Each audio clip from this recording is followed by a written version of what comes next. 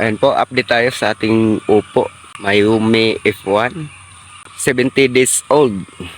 Ito na po siya. Ayan. Ang dami pong bunga.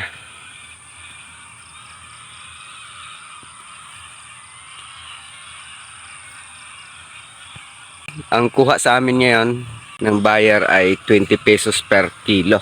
Simula nung unang harvest, ang presyo po ay 20 pesos per kilo. Hanggang ngayon, ganun pa rin yung per kilo niya. 20 pesos.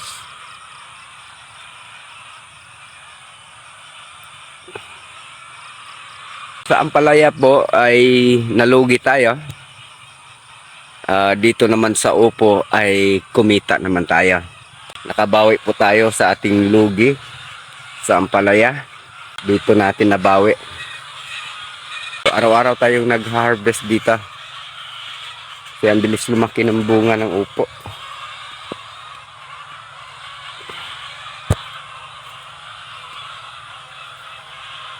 Sa gilid na sila namunga ng husto.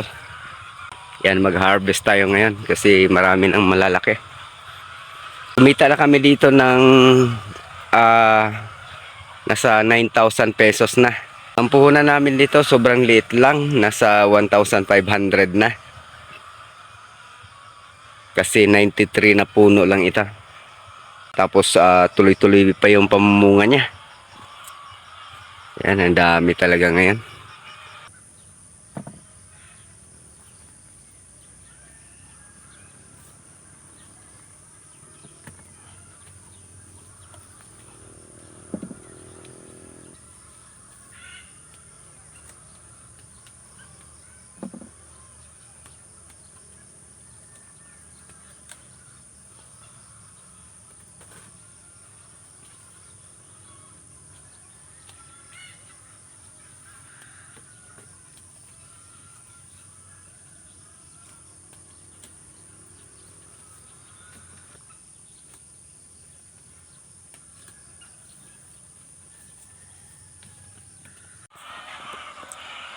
Ayan, nakakuha tayo ng 2 balde dito sa kabilang side.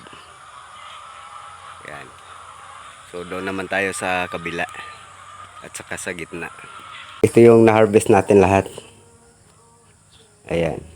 Nasa 50 kilo ito.